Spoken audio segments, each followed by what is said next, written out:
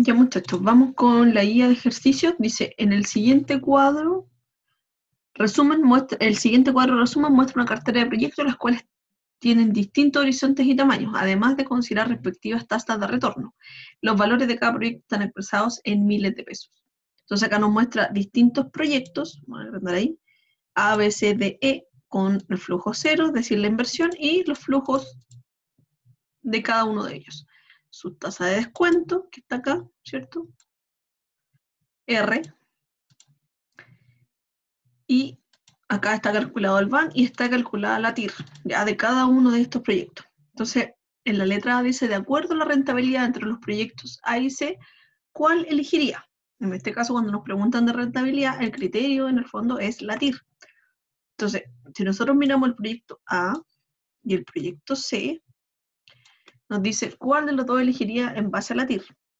Como nosotros vimos en la clase, la TIR deja de ser un criterio válido cuando el flujo o los flujos son mal comportados. Y en este caso, ambos proyectos presentan flujos mal comportados, puesto que tienen más de un flujo negativo. Es normal que el flujo cero sea negativo porque representa la inversión, o sea, el desembolso que yo estoy haciendo. No así que el resto de los flujos sean negativos, es decir, los egresos fueron mayores a nuestros ingresos. Por lo tanto, el flujo que se generó es negativo. Entonces, es importante indicar que bajo este criterio de la TIR no es posible elegir ninguno de los dos. ¿Por qué? Porque los flujos son mal comportados, por lo que existen múltiples TIR. ¿Ya? Entonces, eso lo vamos a anotar acá. Bajo el criterio de la TIR no es posible elegir entre estos dos proyectos, puesto que ambos presentan flujos mal comportados.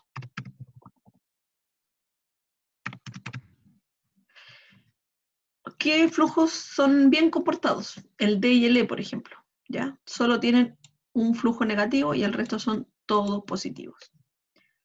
Listo. Entonces vamos con la letra B. Dice, ¿cuál entre los proyectos D y E, cuál es el más líquido? ¿Ya? ¿Cuál es el más líquido? En el fondo hace referencia a cuál es el que se recupera primero. Entonces vamos a ir con los proyectos D y E. Si ustedes se fijan, el D y el E cumplen con la restricción que indica el payback, que en el fondo es para comparar proyectos de misma vida útil, no sirve para comparar proyectos con distintos horizontes de evaluación. Entonces vamos a copiar acá, junto con la tasa, que es el 14%, y vamos a copiar acá los flujos. Vamos a copiar con datos. Y lo mismo vamos a hacer con el proyecto E. Vamos a copiar acá para poder hacer los cálculos. Entre comillas, este es uno de los indicadores que cuesta un poco comprender su cálculo porque no es tan fácil. Ahora, si yo les dijera, si la inversión fue 600 y en el periodo 1 yo generé flujos por 700, ¿cuándo se recupera la inversión? Bueno, la inversión se recupera prácticamente en el año 1, ¿ya? Acá también, en el año 1. Pero dijimos que una de las limitaciones del payback era que justamente trabajaba con los flujos en términos nominales. Problemática o limitación que nosotros le vamos a eliminar trayendo a valor presente los flujos. Es decir, el flujo cero, ¿cierto? No se trae a valor presente porque es el flujo cero, es el presente. Pero sí los siguientes flujos.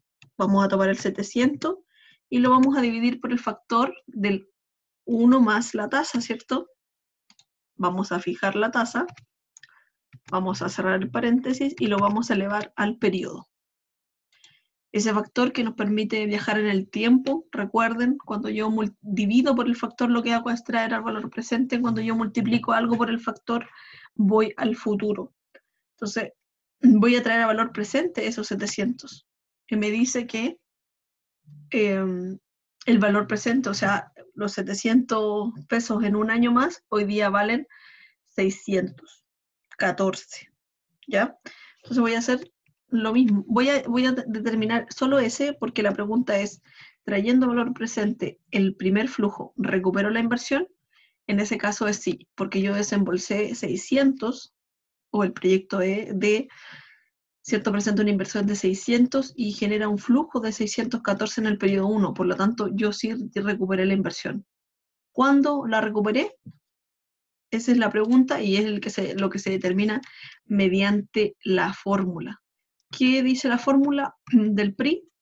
Dice, va a ser la inversión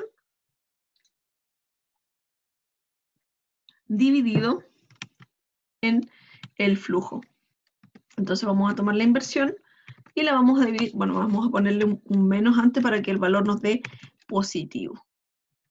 Y la vamos a sobre, ¿cierto?, el primer flujo descontado. Le vamos a dar unos decimales acá. ¿Sí? 2 decimales.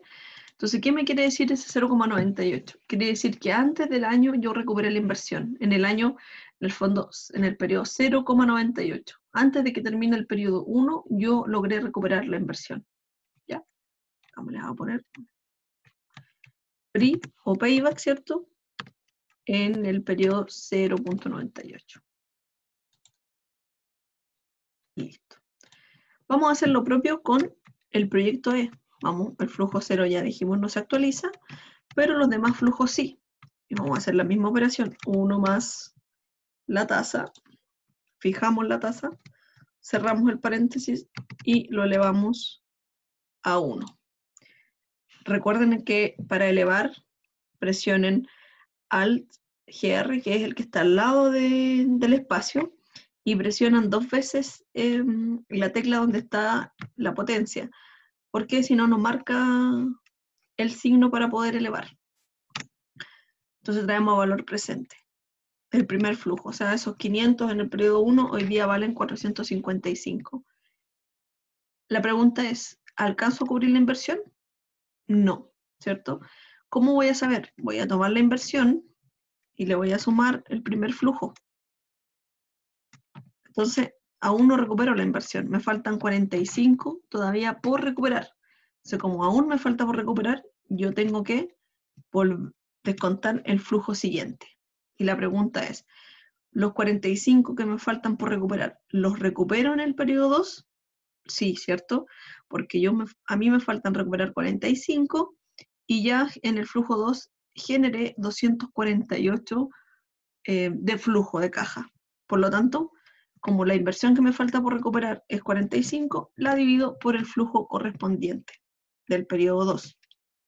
Y me da 0,18, le voy a poner acá el signo menos para que me dé positivo. Entonces, ¿cuál va a ser el PRI de este proyecto? No es 0,18, ojo. ¿Cuánto me demoré? Me demoré todo el año 1 más parte del año 2, el 0,18 del año 2. Es decir,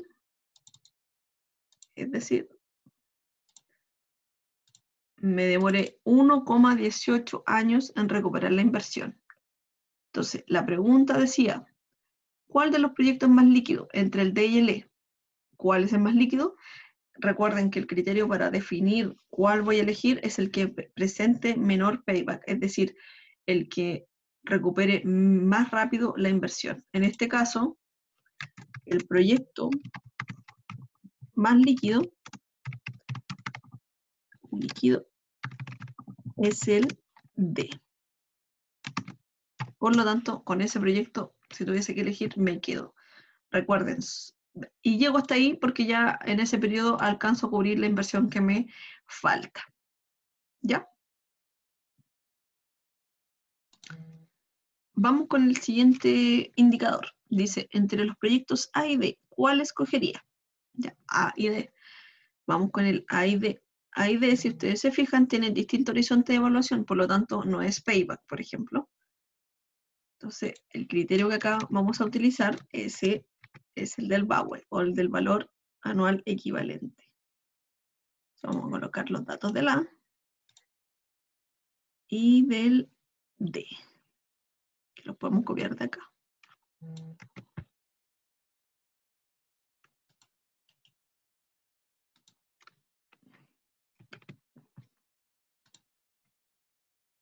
Vamos de nuevo.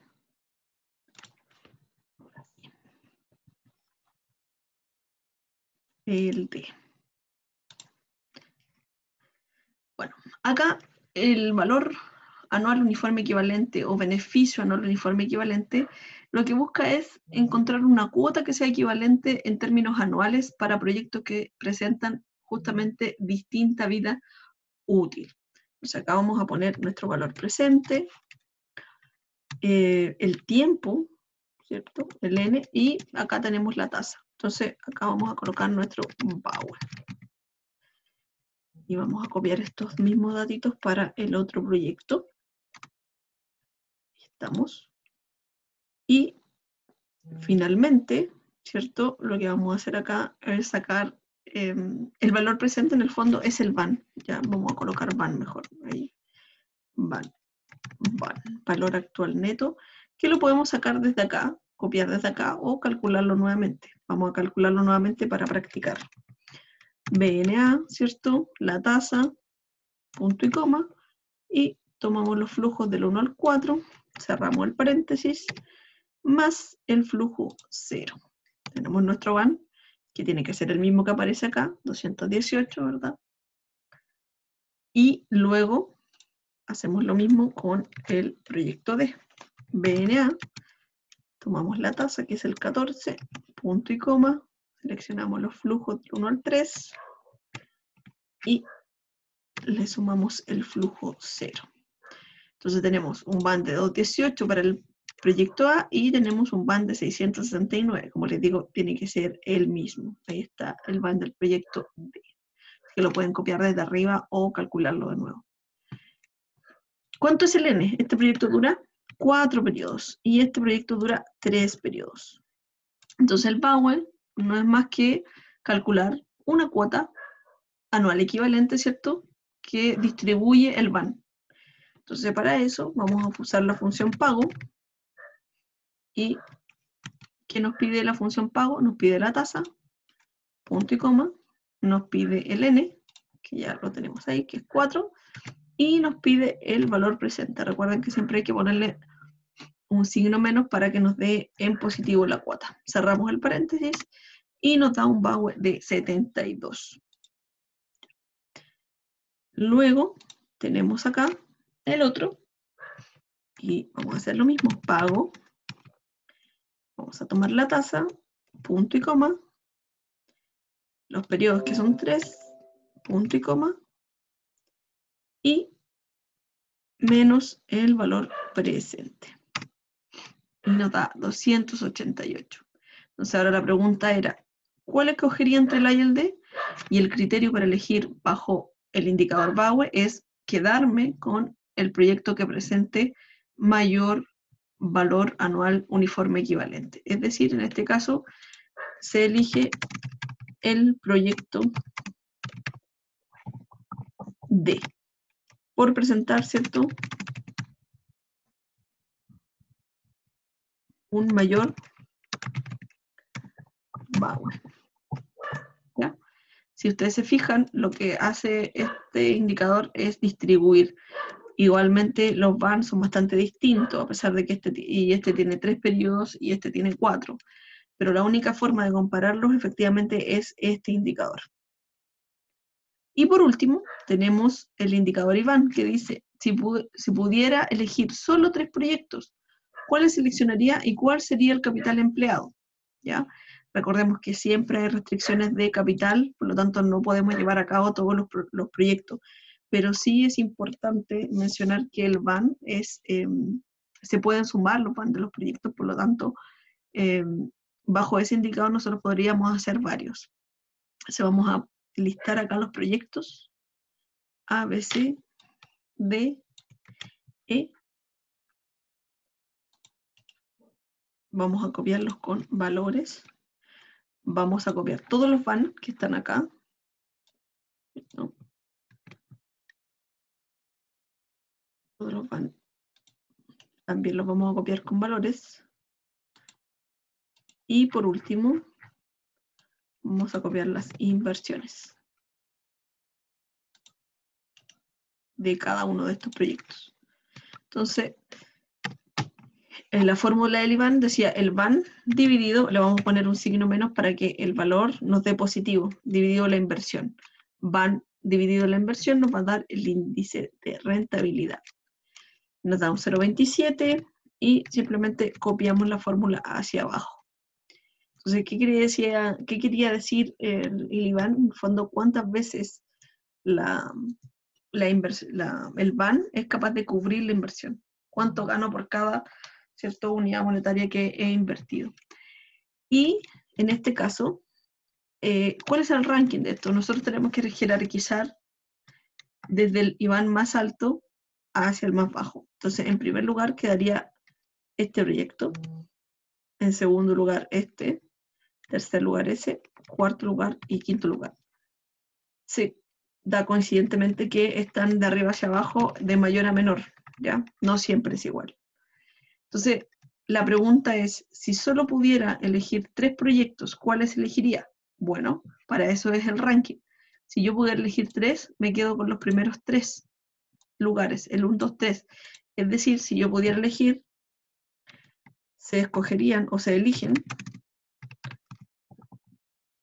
los proyectos C, D y E. ¿Cuál es el capital? El capital empleado es, y para determinar eso, simplemente lo que tenemos que sumar son las inversiones. 1.500, esto estaba en millones o miles de pesos.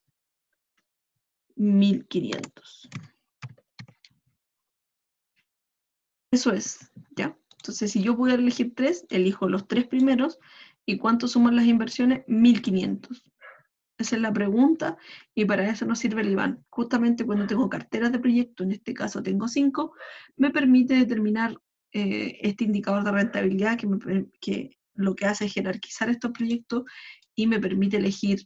Si me dijeran 2, yo elijo los primeros 2. Si me dijeran solo cuenta con 1.000 pesos para hacerlo, ¿cuál de los 2 elegiría? Recuerde que son sumables. Entonces, con 1.000 pesos, por ejemplo, me alcanzaría, yo podría hacer el C y el E, que sus inversiones son 500 y 900, y que suman un BAN de 1.004 pesos. También pudiese ser el C y el D, que sus inversiones suman 1.000, pero los BAN suman 1.095, ¿ya? Por lo tanto, el más adecuado sería hacer D y E. Y no puedo hacer el D y el E, que son los BAN más altos, porque me pasaría de los 1.000 pesos, si tuviese una restricción presupuestaria como esa. Pero en este caso nos piden seleccionar solo 3 y cuál es el capital que se emplearía. Seleccionamos los 3 primeros y sumamos las inversiones, que en este caso son 1.500. Esa es la guía, muchachos. Espero que puedan practicar. Yo les voy a adjuntar junto a esta que está resuelta otra más. O sea, les voy a juntar la guía original para que ustedes la puedan desarrollar solos, y luego les voy a mandar, también les voy a juntar la pauta, y adicionalmente les voy a mandar otra guía para que practiquen y un ensayo de la prueba para que también puedan practicar.